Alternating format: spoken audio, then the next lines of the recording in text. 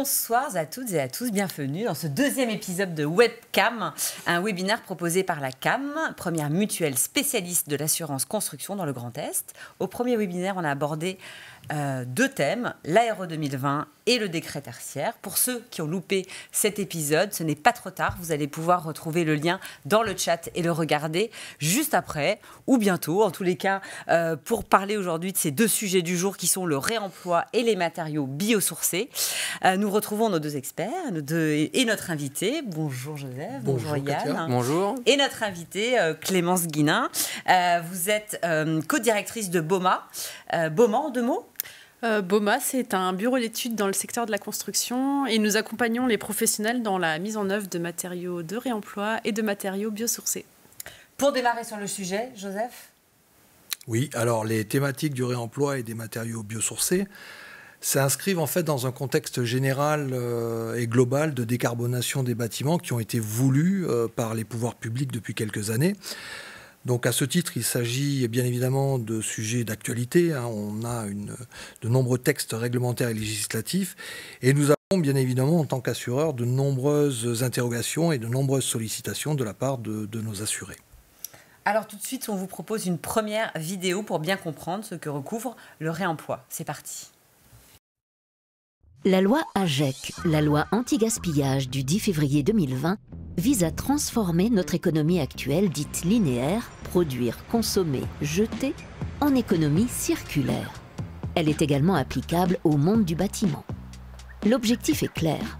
Il s'agit de réduire l'impact carbone dans l'acte de construire, de baisser la consommation de matières premières fossiles et de réduire l'émission de gaz à effet de serre. Une économie circulaire dans la construction ? Cela passe par une meilleure gestion des ressources et des déchets, avec l'accent mis sur le réemploi des matériaux au sens large. Qu'est-ce que l'on entend par réemploi, gestion des ressources ? Le réemploi est toute opération par laquelle des substances, matières ou produits qui ne sont pas des déchets, sont utilisés de nouveau pour un usage identique à celui pour lequel ils avaient été conçus. Par exemple, les tuiles réemployées en tuiles, les menuiseries en menuiseries. La réutilisation est toute opération par laquelle des substances, matières ou produits qui sont devenus des déchets sont utilisés de nouveau. Par exemple, un ouvrant de porte est réutilisé en table. La valorisation est toute opération dont le résultat principal est que des déchets servent à des fins utiles en substitution à d'autres substances, matières ou produits qui auraient été utilisés à une fin particulière ou que des déchets soient préparés pour être utilisés à cette fin, y compris par le producteur de déchets. Par exemple, le béton broyé est valorisé pour du remblai. Le recyclage est toute opération de valorisation par laquelle les déchets, y compris les déchets organiques, sont retraités en substances, matières ou produits aux fins de leur fonction initiale ou à d'autres fins. Par exemple, le béton broyé est recyclé pour en extraire les granulats pour la formulation d'un nouveau béton. Afin de rendre obligatoire cette gestion des déchets, la loi AGEC a introduit depuis le 1er janvier 2022 la REP, responsabilité élargie des producteurs. Et par décret numéro 2021-872, les maîtres d'ouvrage ont l'obligation de réaliser un diagnostic PEMD, produits, équipements, matériaux, déchets, depuis le 1er juillet 2023. Ensuite, l'arrêté du 26 mars 2023 vient préciser le contenu du diagnostic, formulaire CERFA et les opérations concernées. L'obligation du diagnostic PEMD ne s'applique néanmoins qu'aux travaux d'une certaine ampleur. La démolition doit porter au moins sur la moitié de la surface de plancher des bâtiments concernés, ou les opérations dont la surface cumulée de plancher est supérieure à 1000 m², ou sur un bâtiment de toute surface ayant hébergé une ou plusieurs substances dangereuses. La rénovation doit être significative. Cela consiste à détruire ou remplacer plus de la moitié d'au moins 2 éléments de seconde œuvre, plancher léger, cloisons, huisseries et menuiseries, installations sanitaires, de plomberie, d'électricité, de chauffage. Qui peut réaliser ce diagnostic PEMD ? Ce diagnostic doit être réalisé par un professionnel indépendant du maître d'ouvrage ou des entreprises de travaux démolition ayant des compétences en matière de technique du bâtiment, d'économie de la construction et de prévention et gestion des déchets. Le maître d'ouvrage doit pouvoir justifier de la compétence du diagnostiqueur. à qui transmettre le diagnostic. Au préalable, le diagnostic est à transmettre au CSTB, avant l'acceptation de devis ou à la passation des marchés de démolition. Un formulaire de récolement est également à envoyer au CSTB à l'issue des travaux de démolition.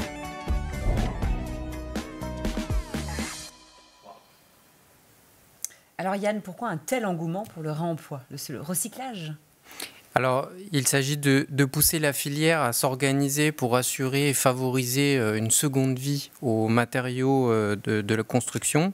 Alors, dans la continuité de l'approche environnementale des nouvelles conceptions de bâtiments dictées notamment par la RE 2020 avec les fiches FDES, donc les fiches qui définissent en partie les poids carbone des matériaux, ainsi que l'analyse du cycle de vie dynamique des constructions, tel qu'on a pu l'évoquer lors de notre précédent webinaire. Alors, dans ces calculs, régis par la RE 2020, les matériaux issus du réemploi ont un poids carbone égal à 0, d'où l'engouement naissant et grandissant sur le réemploi. Alors, cela pose néanmoins quelques difficultés, mais il y a des solutions. Nous avons proposé justement au BOMA de se joindre à nous pour nous partager son expérience. Alors Clémence, justement, vous voulez réagir, rebondir, continuer ? Oui, bien sûr. Les démarches de réemploi ou de réutilisation de matériaux de construction s'inscrivent dans un cadre normatif et assurantiel, et c'est gage en fait de réussite et surtout de non-sinistralité. Alors, un matériau de réemploi, c'est déjà un matériau qui a déjà été mis en œuvre dans une première vie. Et en fait, c'est en général un matériau qui est assez robuste et qualitatif puisqu'il a traversé les années avec succès et sans encombre. Et en plus d'être durable, les matériaux de réemploi permettent de prolonger, allonger la durée de vie d'un matériau et sont du coup beaucoup plus durables. La réglementation environnementale RE 2020, elle valorise les matériaux de réemploi puisqu'ils n'ont pas de poids carbone dans le calcul d'analyse de cycle de vie. La mise en œuvre de matériaux de réemploi se passe en plusieurs étapes. Premièrement, on va avoir un maître d'œuvre qui va choisir et identifier un matériau qu'il souhaite réutiliser. Et ensuite, on aura plusieurs étapes qui seront nécessaires pour vérifier que ce matériau correspond aux normes et aux performances attendues. Si jamais ce matériau est apte à être réemployé, il pourrait être, en fait, après préparation, nettoyage, reposé et remis en œuvre sur un nouveau chantier. Ces matériaux en fait, de réemploi ont déjà... pour ces matériaux de réemploi, c'est une démarche un peu nouvelle pour les acteurs de la construction. Et du coup, il y a quand même quelques points de vigilance à ne pas oublier pour que les choses se passent bien. Déjà, il faut anticiper la démarche parce qu'il y a des essais en laboratoire, des échanges avec les assureurs, bureaux de contrôle, maîtres d'ouvrage, maîtres d'œuvre à organiser. Et ça prend un petit peu de temps. Ensuite, la deuxième chose, c'est de définir une stratégie matériaux. En général, on cible 2 à 3 matériaux qu'on souhaite réemployer sur l'opération et on se focalise sur ces matériaux-là. Et en fait, enfin, il ne faut pas négliger le temps de pédagogie puisque c'est une démarche nouvelle pour expliquer la démarche et les points de vigilance. Donc, à mon sens, je pense que c'est essentiel d'être accompagné dans cette démarche par des structures telles que BOMA pour s'assurer que toutes ces étapes sont maîtrisées et que ça se passe bien in fine. Joseph, je suppose que tout ceci rentre dans un cadre réglementaire. Est-ce que ça pose des problèmes en assurabilité ? C'est le cas. Alors aujourd'hui, le marché de l'assurance construction considère que le réemploi au sens large relève de la technique non courante. Il n'est donc pas couvert de base par le contrat d'assurance, sauf bien évidemment s'il y a une déclaration préalable qui a été faite à son assureur pour en définir les conditions. Alors, au terme d'une circulaire de France Assureur du 1er janvier 2023, les travaux de technique courante recoupent les travaux de construction répondant à une norme homologuée, donc NFDTU ou NFEN, à des règles professionnelles acceptées par la C2P, c'est la Commission Prévention Produits, ou des recommandations professionnelles acceptées par cette même C2P. Cela recoupe également des procédés ou produits faisant l'objet, au jour de la passation du marché, d'une évaluation technique européenne bénéficiant d'un document technique d'application ou d'un avis technique valide et non mis en observation par la C2P. Et enfin, pour des procédés ou produits faisant l'objet au plus tard le jour de la réception, alors c'est la réception au sens de l'article 1792-6 du Code civil, d'une appréciation technique d'expérimentation avec avis favorable. Alors, les règles et les recommandations professionnelles acceptées par la C2P, ainsi que les procédés ou produits qui sont mis en observation par cette même C2P, sont consultables sur le site de l'agence Qualité Construction, c'est www.qualitéconstruction.com. Donc, ce qui est important en matière de réemploi, il faut bien le comprendre, c'est l'importance de la qualification et de la performance des matériaux dans le temps. Yann, une remarque peut-être ? Alors oui, effectivement, la qualification est importante car on sort du cadre des DTU. Donc dans les DTU, dans leur partie 2 qui vise les matériaux notamment, il est décrit les performances normatives auxquelles doivent répondre ces matériaux. Et à titre d'exemple, dans le DTU 20.1 maçonnerie, les briques sont cadrées avec des normes qui vont définir leur performance de résistance, de gélivité notamment. Et donc en sortie d'usine, on va maîtriser ces performances puisqu'il y aura une certification et un contrôle des briques à la sortie de l'usine. Par contre, à l'issue d'une déconstruction, on va perdre cette maîtrise de performance. On comprend donc qu'il y a vraiment un point d'attention à porter sur la qualification des matériaux. Comment ça se passe concrètement ? Alors, il était prévu une nouvelle profession, celle de qualificateur, certificateur ou attesteur. Il y a les 3 termes qui ont circulé, qui avaient pour seule mission d'attester les performances des matériaux de réemploi. Mais cette profession tarde à se mettre en place. Toutefois, la qualification technique des matériaux reste primordiale. Donc aujourd'hui, c'est l'assistance à maîtrise d'ouvrage spécifique réemploi qui est missionnée par le maître d'ouvrage, épaulé par le bureau de contrôle qui lui aussi a une mission spécifique de réemploi, dite souvent REM, qui va définir le cadre des essais en laboratoire, l'échantillonnage nécessaire pour en déterminer la qualification des matériaux de réemploi. Alors, malheureusement, cette qualification technique est généralement difficile à mettre en place.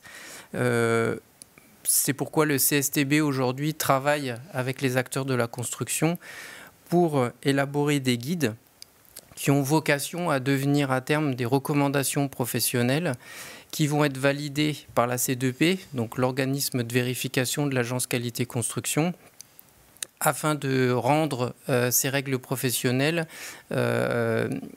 accepté par l'ensemble de la profession de l'assurance et entrer dans le cadre de la technique courante. Alors, ceci ne doit pas être simple à gérer sur une opération de construction. Un retour d'expérience chantier, peut-être, Clémence ?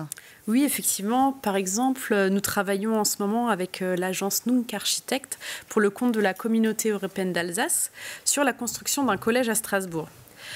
Sur le même site, un ancien hôpital militaire a été déconstruit et les matériaux issus de la déconstruction vont être réemployés pour construire le collège. Ce projet, par exemple, est très ambitieux sur la démarche puisque nous prévoyons de réemployer 10 000 tonnes de matériaux. Par exemple, nous allons réemployer de la pierre, des briques, du bois ou d'autres éléments divers. Donc, c'est une démarche structurante pour les acteurs du projet, donc les architectes, les bureaux d'études, le maître d'ouvrage, bureau de contrôle, entreprise, et qui a nécessité de la méthode et des échanges entre les différentes parties prenantes. Alors, concrètement, BOMA, on a accompagné toutes les étapes. Déjà, on a réalisé le diagnostic réglementaire PEMD. Ensuite, on a suivi le chantier de déconstruction. On s'est occupé de la coordination des essais laboratoires pour qualifier les matériaux.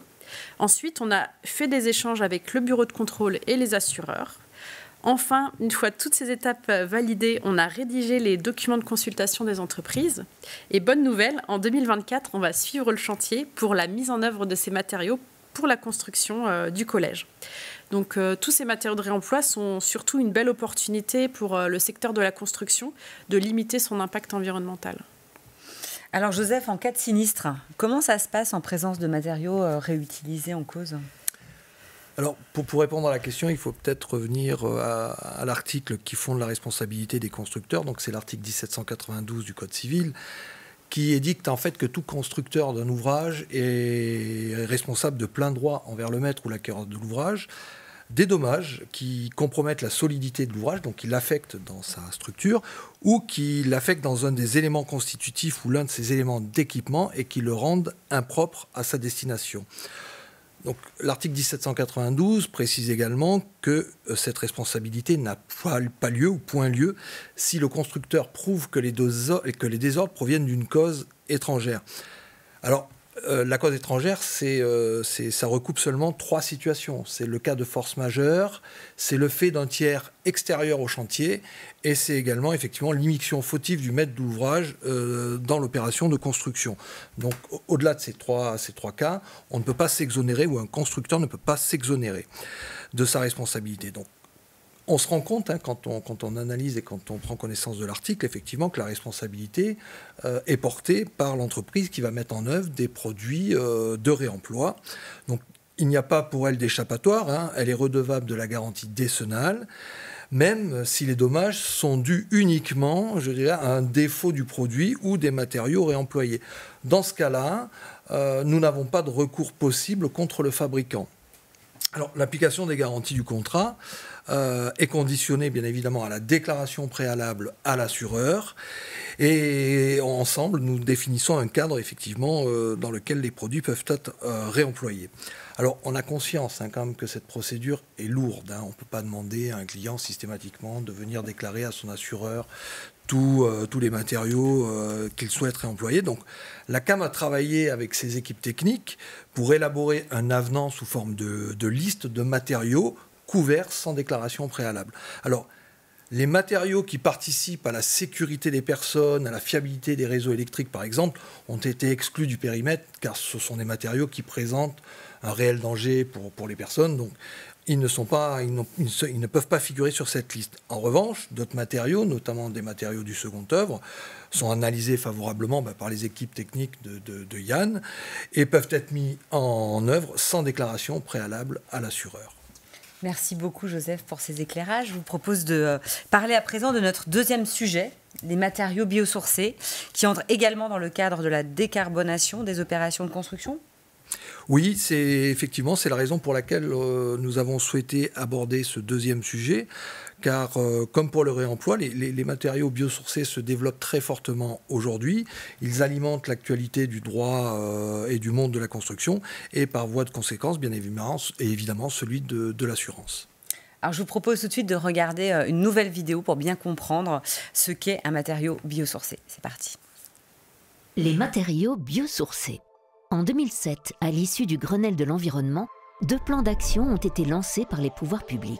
Un pour les matériaux biosourcés, un pour le bois, avec pour objectif de réduire l'impact carbone dans l'acte de construire, de baisser la consommation de matières premières fossiles et de réduire l'émission de gaz à effet de serre. En 2012, le label Bâtiment biosourcé a été créé pour promouvoir l'utilisation de ce type de matériaux. La loi du 17 août 2015 relative à la transition énergétique pour la croissance verte a également favorisé l'utilisation de ces produits. L'article 14 indique que l'utilisation des matériaux biosourcés concourt significativement au stockage de carbone atmosphérique et à la préservation des ressources naturelles. Elle est encouragée par les pouvoirs publics lors de la construction ou de la rénovation des bâtiments. Enfin, en 2022, la RE 2020 est désormais d'application obligatoire et fixe des exigences progressives de seuil pour 2025, 2028, 2031 de poids carbone des bâtiments nouvellement construits. À horizon 2031, le seuil maximal en kilogrammes de CO2 par mètre carré sera abaissé de plus de 30% par rapport au niveau de référence actuel.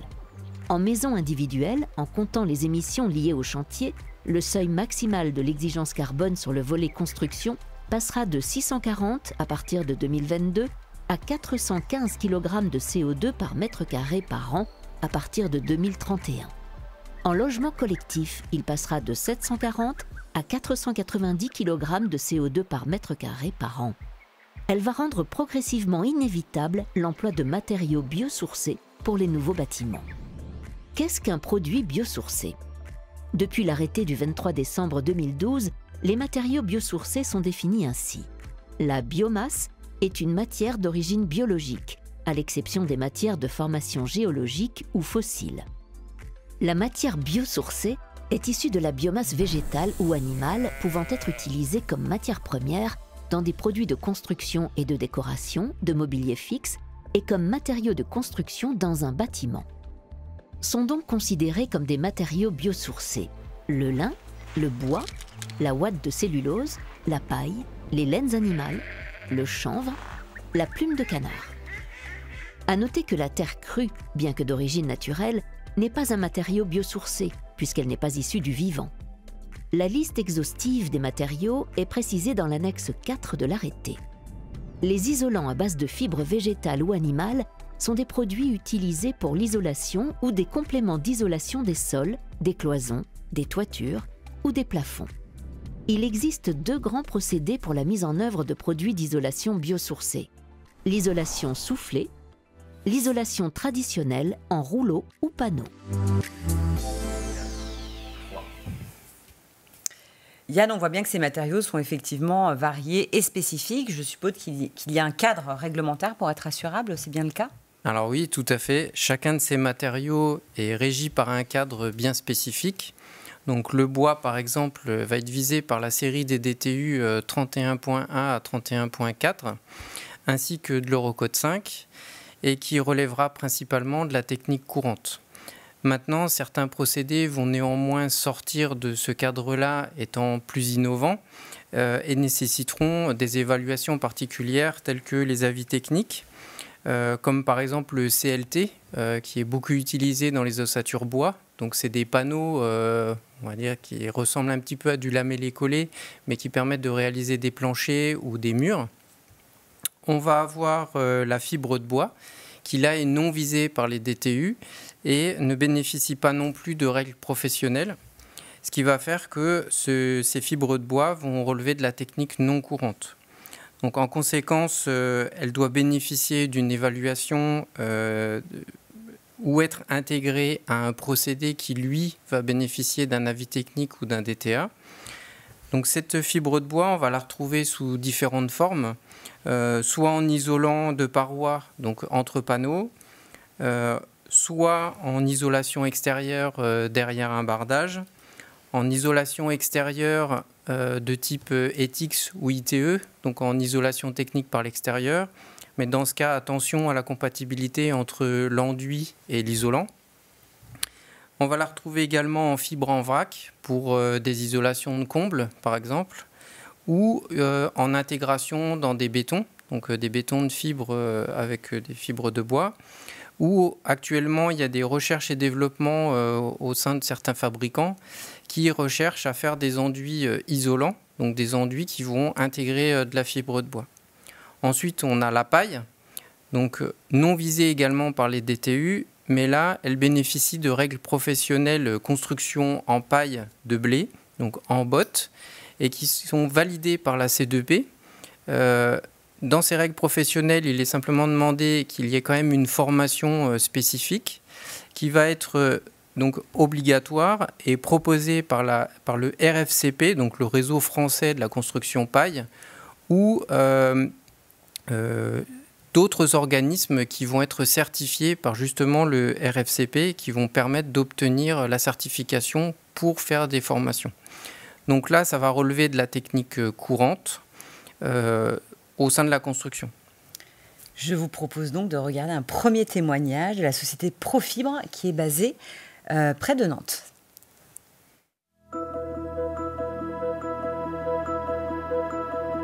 Profibre, c'est une société spécialisée dans la fourniture d'isolation à base de paille de blé. Nous nous adressons principalement à des industriels de la construction bois. Profibre est une interface entre le monde agricole et le monde de la construction. C'est une société qui a 4 ans. Nous sommes 3 personnes, 2 personnes à la production et 1 personne au commerce. Nous nous développons sur l'ensemble de la France. Donc chez Profibre, nous achetons la matière première auprès des agriculteurs de notre territoire, dans un rayon de 20 km essentiellement. Nous achetons des grosses bottes cubiques que nous allons stocker tout au long de l'année pour pouvoir s'affranchir de la saisonnalité. Ensuite, ces bottes, nous allons les décompacter, les foisonner et les dépoussiérer afin de pouvoir proposer un produit sain, autant en termes de process pour nos équipes que pour les poseurs et les charpentiers. Ensuite, nous allons recomprimer cette paille au bon format, à une densité qui est adaptée à la construction paille. Et enfin, nous allons les palettiser pour pouvoir proposer à nos clients des solutions logistiques adaptées.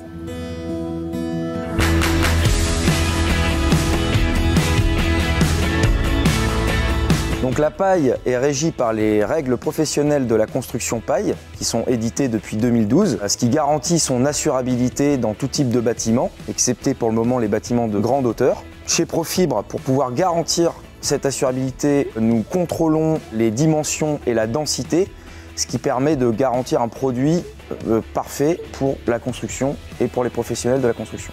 Ce que vous avez devant vous, en fait, c'est le produit fini Profibre. Et qu'est-ce qu'il a de si particulier? Ce n'est pas juste une botte de paille, c'est qu'avec ces années d'expérience dans le bâtiment, nous avons adapté nos machines pour que la botte de paille réponde vraiment aux besoins des professionnels de manière très simple. Avant, nous avions un anthrax de 46 cm pour les bottes de paille classiques. Anthrax qui, comme vous le savez, en tant que professionnel de la construction, ne correspond pas aux standards. Et nous avons donc adapté la botte de paille à un anthrax de 60, c'est-à-dire que la botte de paille fait 55 de large, afin de pouvoir vraiment répondre aux attentes des professionnels.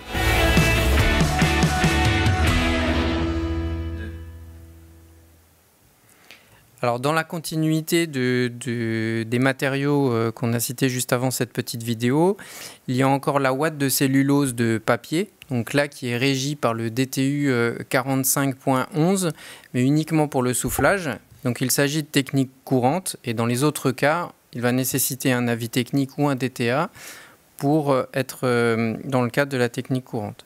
Donc la retrouver sous forme de panneaux d'isolation, en flocons en vrac pour l'insufflation en comble,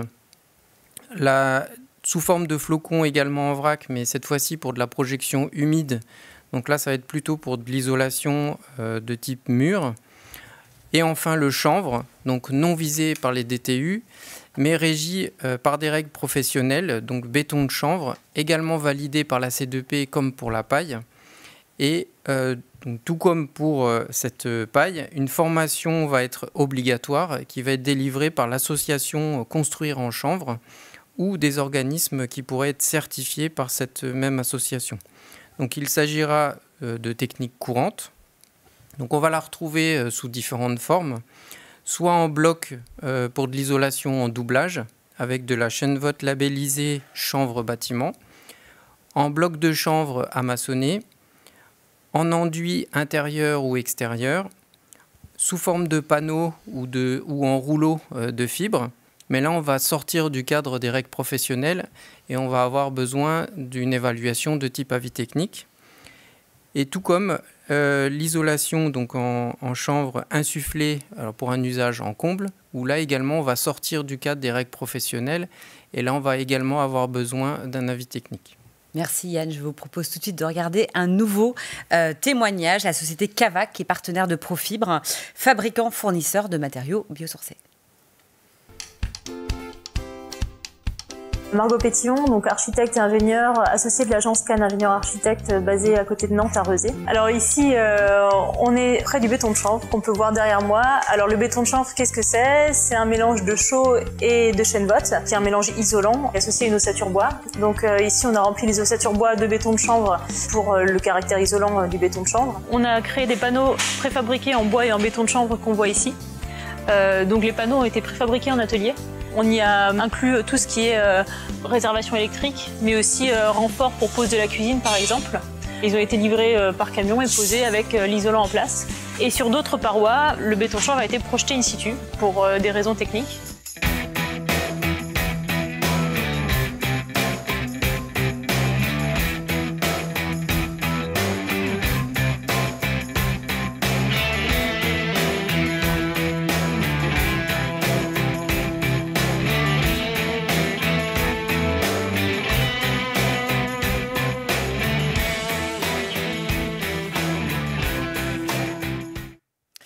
Et vous, Clémence, chez Boma, est-ce que vous envisagez d'intégrer des produits, des matériaux biosourcés? Effectivement, oui, puisque tout comme le réemploi, les matériaux biosourcés sont une opportunité de décarboner le secteur de la construction. Et en plus, que ce soit les matériaux de réemploi ou les matériaux biosourcés, ils présentent les mêmes contraintes. Donc ce sont des matériaux qui sont non manufacturés, il faut une rigueur dans leur qualification et un respect strict des règles de mise en œuvre. Nous sommes en cours de formation sur les règles professionnelles sur la paille et le chanvre. Ainsi, nous serons en mesure d'accompagner les chantiers qui souhaiteraient mettre en œuvre à la fois soit des matériaux de réemploi et ou des matériaux biosourcés. Alors du coup, Joseph, je m'adresse à vous. Ces matériaux, finalement, sont nombreux, si j'ai bien compris. Le cadre réglementaire est spécifique à chacun d'entre eux. Je suppose que ça affecte l'assurabilité, c'est le cas ? Alors, on vient de le voir pour le réemploi. Hein, l'article 1792 du Code civil relatif à la garantie décennale ne fait aucune distinction en fait en fonction de la nature ou de la qualité des produits qui sont mis en œuvre. Donc les constructeurs sont donc redevables de la garantie décennale lorsqu'ils mettent en œuvre des matériaux biosourcés. Alors après, il faut savoir qu'il n'existe pas une activité spécifique pour les matériaux biosourcés ou pour les isolants par exemple. Leur emploi relève de plusieurs métiers et est englobé par les assureurs dans des activités génériques de type isolation intérieure, isolation extérieure, maçonnerie, aménagement de combles, agencement de locaux. Donc de manière assez classique pour couvrir ces activités, nous allons vérifier en tant qu'assureur l'expérience de l'entreprise, sa date de création, son ancienneté, bien évidemment ses qualifications, les compétences. On va vérifier si l'entreprise est titulaire de la certification RGE, donc reconnue garante de l'environnement. On va bien évidemment regarder avec attention la nature des travaux. Est-ce qu'ils relèvent des travaux de technique non courante ou des travaux de technique courante? Et bien évidemment, la sinistralité de l'activité et des produits ainsi que les techniques de mise en œuvre sont prises en compte. Pour vous donner un exemple, par exemple, au niveau des techniques de mise en œuvre, les assureurs ont eu de nombreux sinistres et des sinistres lourds, sinistres incendies, avec des problématiques d'isolation soufflée. Alors, on a parlé de leur cadre réglementaire, de leur assurabilité, mais finalement, quels sont les avantages et les inconvénients de ce type de matériaux en dehors de leur poids carbone au regard de la RE 2020 ? Yann ? Alors oui, effectivement, ces matériaux présentent d'excellentes caractéristiques thermiques, puisque ces matériaux biosourcés bénéficient d'une très bonne capacité thermique, c'est-à-dire qu'ils sont capables de stocker de la chaleur avant de la restituer lentement. Donc on parlera également de déphasage. Alors si bien que ces matériaux permettent d'offrir de meilleures performances d'un point de vue confort d'été, qui est quand même un point largement développé par la nouvelle RE 2020, et en même temps d'apporter ce confort thermique comme d'autres isolants en hiver. Donc bien entendu, il y a quelques précautions à prendre dans le cadre de l'acheminement de ces matériaux sur les chantiers et durant la phase chantier, notamment au regard de l'eau, puisqu'ils vont être relativement sensibles à la présence d'humidité. Donc toutes ces précautions vont être lors de la phase de transport avec des protections adéquates et lors de la phase intermédiaire de la construction d'apporter le bâchage nécessaire pour éviter toute prise d'eau. Donc veiller à une bonne continuité également de l'étanchéité du pare-pluie. Veiller à ce qu'il y ait bien eu une étude de la migration de la vapeur d'eau afin de bien maîtriser les performances adéquates des matériaux à mettre en œuvre pour le frein vapeur côté intérieur et ne pas oublier les protections contre les rongeurs sur la partie extérieure, en partie basse. Et dernier point important, prendre toutes les précautions nécessaires contre les risques d'incendie lors de la phase chantier, notamment avec la paille, puisqu'elle va être très sensible en période de chaleur d'été, quoi. Merci Yann pour toutes ces précisions. Joseph, pour conclure sur les matériaux biosourcés, un mot ? Deux mots. Deux mots, oui. Qu'est-ce qu'on peut dire sur les matériaux biosourcés? Ce sont d'excellents matériaux, en fait, et qui vont probablement permettre aux constructeurs de respecter les nouvelles contraintes réglementaires qui pèsent sur eux, ou qui pèseront sur eux, puisqu'on l'a vu tout à l'heure, ça s'échelonne dans le temps, dans les années à venir. Donc, juste, je me répète encore une fois, mais je pense que c'est important de le rappeler. Donc, il faut vraiment déclarer et prendre contact avec son assureur si on a un doute sur la nature des travaux qu'on est en train de réaliser. Et ça évite de s'exposer à un refus de garantie en cas de sinistre. Alors ça prend quelques minutes de passer un coup de fil ou de solliciter son assureur. Et ça évite bien des désagréments en cas de survenance d'un dossier de sinistre. Merci beaucoup Joseph. Avant de clôturer cet épisode, c'est le moment de répondre à vos questions. On me dit dans l'oreillette qu'il y en a beaucoup. On va essayer de répondre à quelques questions. La première de Catherine. Je suis une entreprise. Est-ce que je peux mettre une clause dans mon contrat pour exclure ma responsabilité si j'utilise ces matériaux? Joseph, vous voulez répondre ? Oui. Alors l'article 1792 du Code civil est d'ordre public, c'est-à-dire qu'on peut pas s'en exonérer, donc on ne peut pas mettre une clause, même si on le fait, qu'on intègre une clause dans un contrat. Le juge, s'il a à trancher cette affaire, considérera qu'elle est réputée non écrite, c'est-à-dire qu'elle n'a aucune existence. Donc on ne peut pas s'en exonérer. Merci Joseph. Une deuxième question de Michel. On entend parler de béton de bois. Est-ce que ça existe? Comment ça marche avec l'assurance? Yann, c'est une question pour vous. Oui, alors effectivement, les bétons de bois, on en a entendu parler. Alors il y a un fabricant en Isère qui a développé ce béton-là, donc qui est composé à 90% de copeaux de bois. Maintenant, c'est un béton qui va sortir du cadre normatif des bétons classiques, donc de la NF EN 206. Donc, ce procédé-là est effectivement sous le coup d'une procédure d'ATEX, donc une appréciation expérimentale qui va lui permettre de rentrer dans le cadre de la technique courante et du coup être assurable. Merci Yann. Une dernière question. Sarah, il y a du réemploi sur mon chantier. Quelle démarche à enclencher? Clémence?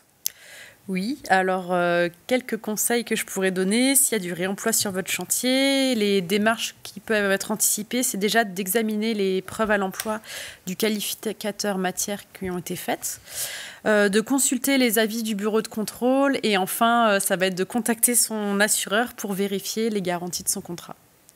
Merci beaucoup Clémence. N'hésitez pas à continuer sur le chat pour mettre vos questions. Vous répondrez à toutes les questions, n'est-ce pas? Vous y engagez? Oui, on répondra bien évidemment à toutes les questions qui seront posées via le chat dans les jours prochains. Donc n'hésitez pas, nous arrivons à la fin de ce deuxième épisode, une habitude qui est prise. Joseph, on va se retrouver quand? Alors, on se retrouvera au premier semestre 2024. Donc, et sur quel sujet? Sur une thématique d'actualité, bien évidemment. Peut-être juridique, peut-être technique, peut-être les deux. Et très probablement sur les retraits gonflements des argiles, qui est aujourd'hui quand même un sujet qui interpelle beaucoup de constructeurs et d'assureurs. Très bien, merci à vous deux. On se retrouve très bientôt. Merci à notre invitée Clémence, merci à Via Storia et merci à ceux qui ont été là ce jour à nous suivre et ceux qui nous regarderont plus tard. À bientôt. Au revoir. Au revoir. Au revoir.